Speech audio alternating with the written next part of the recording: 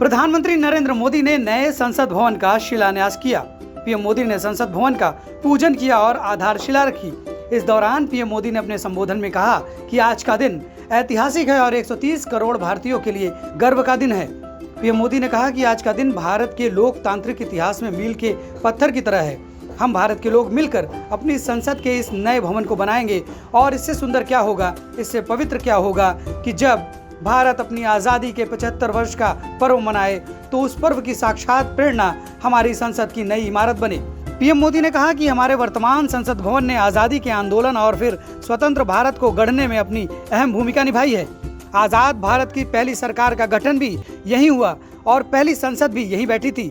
उन्होंने कहा कि पुराने संसद भवन ने स्वतंत्रता के बाद के भारत को दिशा दी तो नया भवन आत्मनिर्भर भारत के निर्माण का गवाह बनेगा।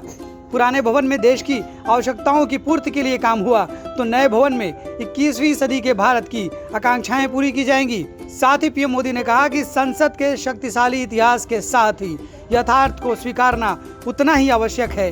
ये इमारत अब करीब 100 साल की हो रही है। बीते वर्षों में इसे जरूरत के हिसाब से अपग्रेड किया गया। कई नए सुधारों के बाद संसद का ये भवन अब विश्राम मांग रहा है। नए संसद भवन में निचले सदन यानी कि लोकसभा के 888 सदस्यों के बैठने की व्यवस्था की गई है। वहीं उच्च सदन राज्यसभा के 384 सदस्य इसमें आसानी से बैठ सकेंगे। ऐसा भविष्य में सांसदों की संख्या में वृद्धि को ध्यान में रखकर किया गया है। नए संसद भवन की संयुक्त बैठक के दौरान वहां 1272 सदस्य बैठ सकेंगे। इसके अलावा नए संसद भवन में सभी सांसदों को अलग ऑफिस दिया जाएगा जिसमें आधुनिक डिजिटल सुविधाएं होंगी ताकि पेपरलेस ऑफिस के लक्ष्य की ओर बढ़ा जा सके। नई इमारत में एक भव्य कॉन्स्टिट्यूशन हॉल होगा जिसमें भारत की लोकतांत्रिक विरासत को दर्शाया जाएगा।